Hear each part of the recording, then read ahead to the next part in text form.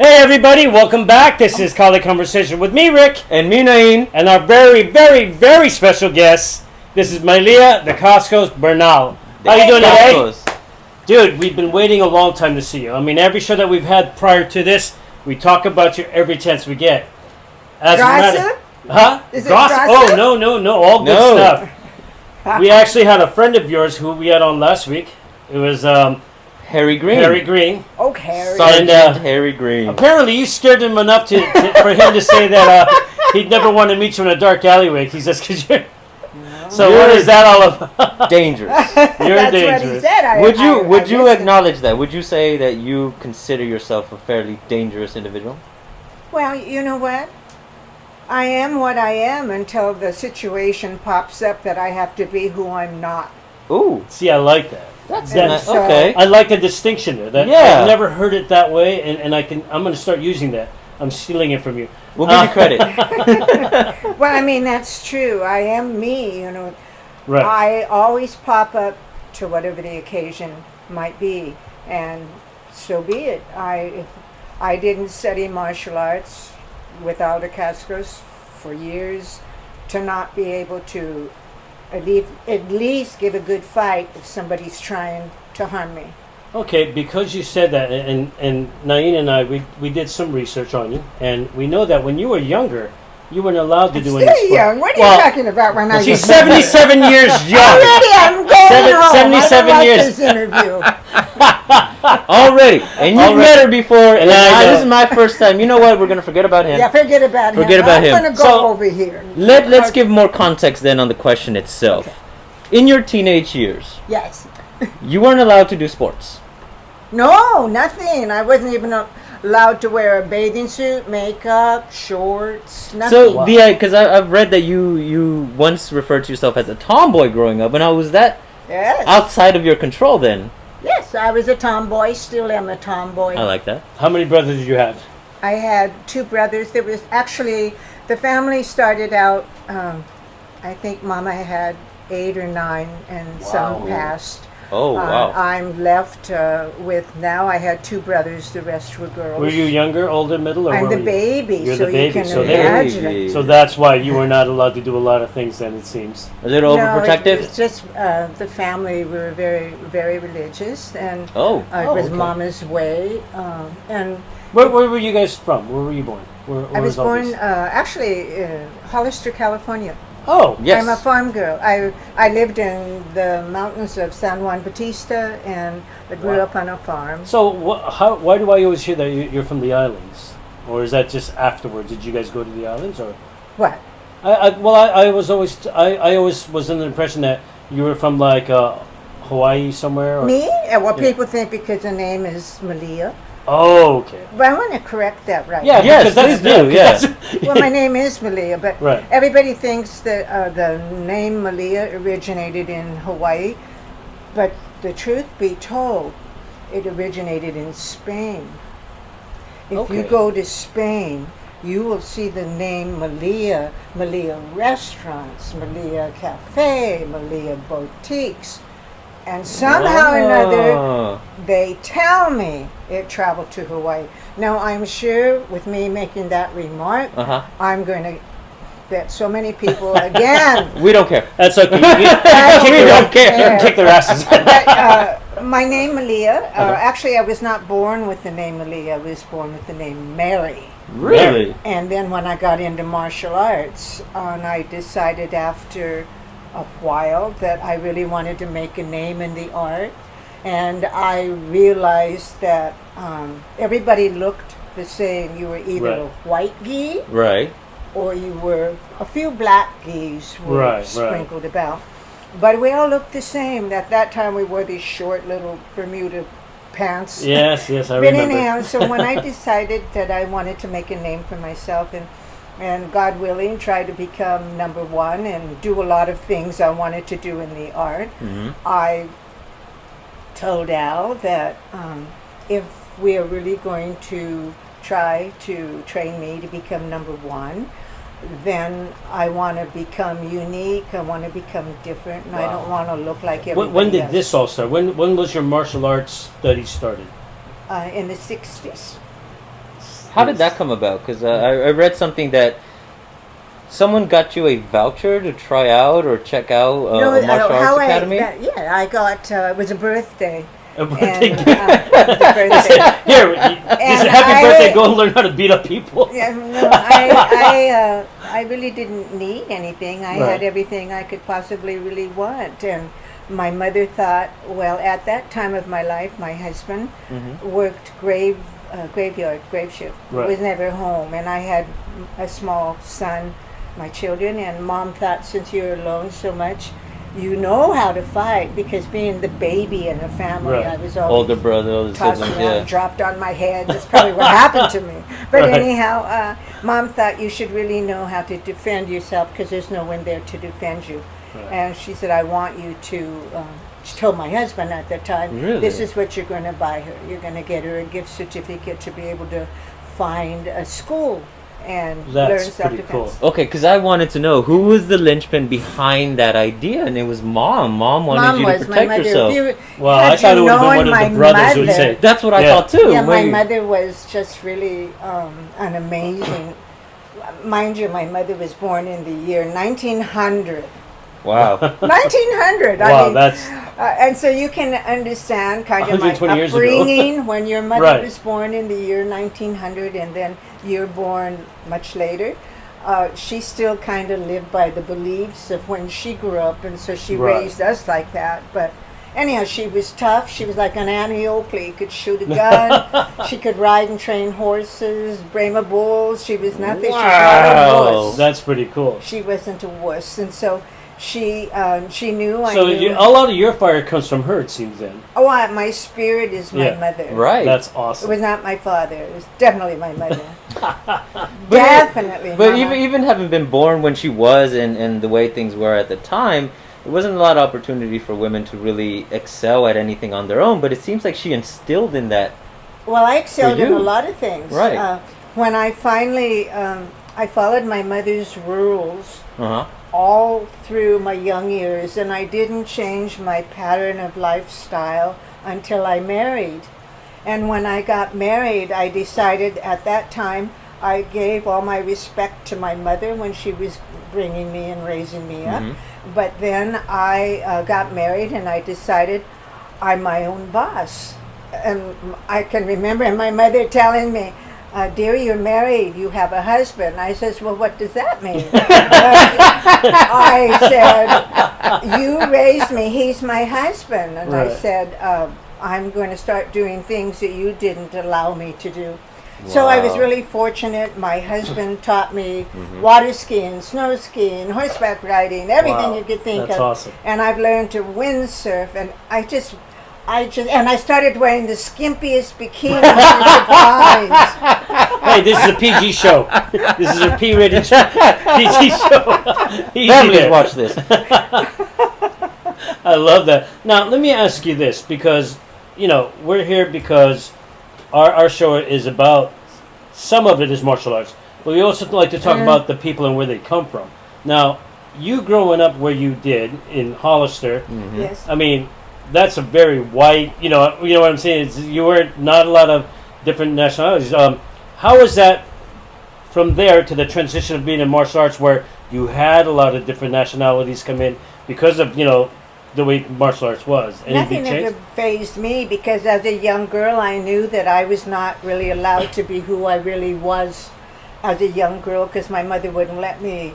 I remember the teachers coming and saying, please, can she play sports? She's so good. Mom said, no, she can't play sports. Wow. I was not allowed. So I knew that no matter what was put in front of me, I knew inside of me I was an athlete. And I was Right. always sad, because had I had the opportunity to excel in something, I maybe could have been, something other than number one in martial arts, which was a great accomplishment. And I was going to ask that too. If it wasn't for that push that your mom did finally when you were married and said, okay, she's going to do her own thing, I want her to protect herself. Had she not done that, do you think you would have gotten into the martial arts world otherwise? No, because I didn't even know what martial art was about when they Really? gave me that certificate. And they That's said, great. What made you fall in love with that? I'm sorry? What made you fall in love with the martial arts? I mean, Well, there's when I found something- the style I loved, Kung Fu. Ah, Up until What did you start with then? I started with Kung Fu.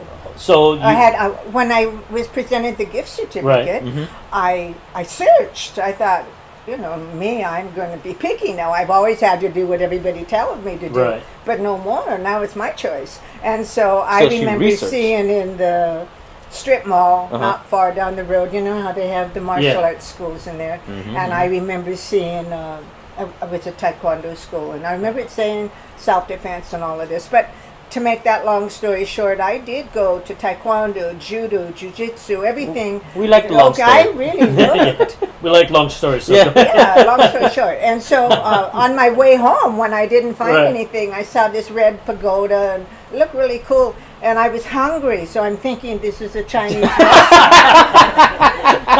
So I said, well, if all else fails, I can get food. So I drive around park and I look, I said, maybe it's not a Chinese food. I don't know, but anyhow, I went in. And that was how I was introduced to Kung Fu. Wow. And I can also never forget when I walked into this school, there was this man hanging from the rooftop. And I looked up and I thought, guess he's fixing the place. But I was later to find out that was our Sifu, Dacascos, who also was a carpenter. So Dacascos, because I know that name. Yeah, it's well known. So you were his student. I was his student, then we became friends, then we became lovers, then I became his wife. Wow. I like it. And then I became black belt, and then I learned in our style. I was a black belt for a long time, but then I was demoted to a white belt because you go from black to white in our style. Wow. So you get demoted. Now, tell me that story. Yes. How did that go? Black to white again? Being demoted, well, now I laugh about it because it's a big joke. At the time I was just, how could this be? But it was demoted because it was a personal reason. It had nothing to do with the arts, because at that particular time in my life I was hot on the seminar circuit. Well, yeah, you won almost every one of your doing well. Yeah, you were in the forms divisions. You were top champion for years. Well, but I was living in Europe by this time, and certain complications happened in Europe, of which made me want to come back to America. When I came back to America, Al realized that he wanted me back, and he came to America, and we wanted to patch things up, but once you go back, there's no going forward. And I said, no, I'm not going back. And so my punishment was I was demoted to white belt. And wait, so because you didn't take Al back, he demoted you to white belt? I mean, he said that I had been a bad girl and all these things. I mean, today it's a big joke. I laugh about it, but at the time it was the peak of my career. I mean, all the things during that time. And then Al wrote a book. So he said whatever he wanted to say in that book, whether it be true or not true. He still said it. And so when I've always been very low-key and quiet, and I don't talk about my personal life because it is exactly that. But suddenly when you're a black belt and you were number one in America and you had this amazing school in Europe and everything's going good for you and you're a white belt, you can't just always keep your mouth shut. So you had a school in Europe? Oh, I did. Is that your school? Or? It was my school. Yeah. Wow, that's nice. Can I tell you a story about that? Oh, please. Well, that's why I'm bringing it up, because I want to hear this. That school. When Al and I, Al and I performed in Las Vegas, and a man from Europe was there and happened to catch our performance, and he really liked our style of art. And the man that we met happened to have martial arts schools in Europe, in Germany. And so he presented Al and I with a nice package to move to Germany. My school in Germany was really awesome. I think you knew that we worked for somebody else before I had my school. Right. And the reason I started my school, as you well know, is the man that we worked for didn't want to pay for me. Right. And so I had the opportunity to go work for a karate school that was owned by a taekwondo man. And he said, well, Malia, if you don't want to work here, I would really like to have you work for us because we don't have Kung Fu here. That's wonderful. And a lot of the schools in Germany, way back then, the schools were like the major fitness centers that we have out here. Oh, okay. They didn't just teach taekwondo. They would have taekwondo, judo, jiu-jitsu. All in one school. Gymnastics. Wow. So They mixed even have martial an arts. and even have an Yeah. open bar where they serve Really? I want to go to. Yeah. Wow. I want to go to that school. That's a good But gym. anyhow, I had the opportunity to go and work for this man, Mm-hmm. and I was really, really excited. So the man I was working for, I told him I was going to quit, and he said, big mistake, you're never going to make it, blah, blah, blah. And I told the gentleman that we were working for that if the one that's not going to make it is going to be you, Right. Wow. you're not going to make it. I'm going to close your doors. And so I said goodbye. However, understand, Al and I both worked there. Uh-huh. Al stayed Oh, you with the did. gentleman. Right. Okay. I left and went and worked for the other gentleman, me alone. Started your own school. And so Yeah. my Kung Fu section really built fast, and a lot of the martial art people were coming from the karate section and wanting to join my section. And in the long run, what happened was I had most of the students now taking Kung Fu. Not very many were taking The other ones. the karate he was teaching. And so one day, how the school really became mine was the owner of the school came in and he threw the keys on the table. He said, I want nothing to do with it. It's yours. I said, He just gave up. well, mine? I said, I can't even speak German. This is not my school. It's your school. I Right. came to work for you. He says, I don't want it. It's yours. And so Wow. I was left with this magnificent school that was actually Right. before bowling alley.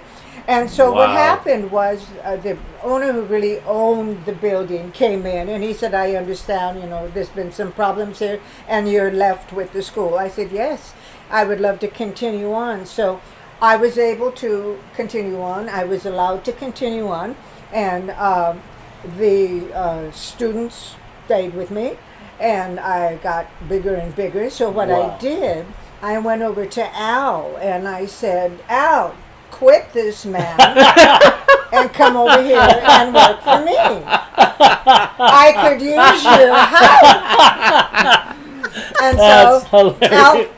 looked at me and I said, no, I'm serious. Really, I'm Right. doing really, really good. I have so many students, but there's just me. One Come. instructor, yeah. Come Yeah. over here, and we're a team in the first place. Why am I, Yeah. competing against you? You Right. should be with me. So he did quit. He did come over with me, and Oh, he wow. started working for me. And the school was my school. Did you And- demote him? Did you demote him? Put him back to a white belt? Yeah, I put him back to the white belt. But the interesting part is the owner of the other school who said I was going to not make it, Right. he eventually closed down.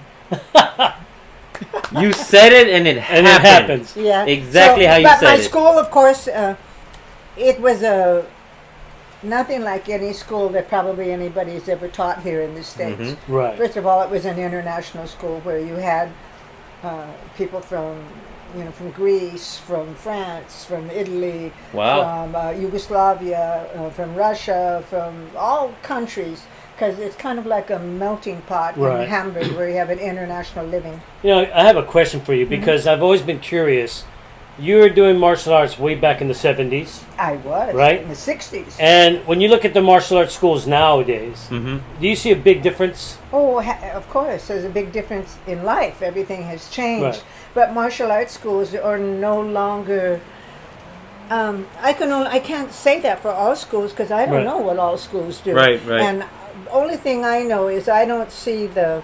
It used to be competition and challenge, and we had major tournaments, maybe 4, 5, or 6 times a year, where Right. now you see.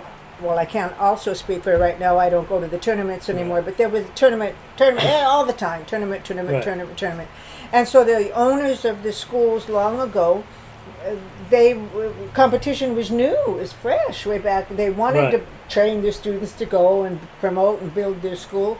And so the schools taught a lot different back there. The material they taught, they trained for competition. We were a huge martial art family that met, for major events. And so today, a lot of schools can't teach like we used to teach, long ago, well, you might get sued. Right. People never thought about suing way back then. Yes. Or you have a lot of people that really do come in just to say they take the art, maybe, but Right. really they Bragging just want rights. to kind of. Yeah. But they don't really want to, they just want to. Yeah, and I've noticed that too. Like in a lot of the new schools today, what we call the McDojos, the instructors really don't know what they're doing. They're, Yeah. they're putting people into black belts within 1 year, and it's like, That's sad. that's just ridiculous. Yes, there's a lot of. If you go to a tournament in the past, you would see competition line up, lots of black belts, but then Right. half of them, you looked at them and you would say, "Not really a black belt." How is that possible? Yeah. It's true, and so I think training today is maybe a lot. It's lenient compared Oh yeah, to very much training. so. Very much And so. also, I would say it depends on the instructor. Right. I'll never change. I am what I am. I teach the way I teach. And as I once said before, I forewarn everybody I teach that it's going to be hard, that it's going to be, at the end, you'll be very thankful for everything you've learned. Now, why is your stuff always so hard? I mean, I'd like to understand how, because you're doing traditional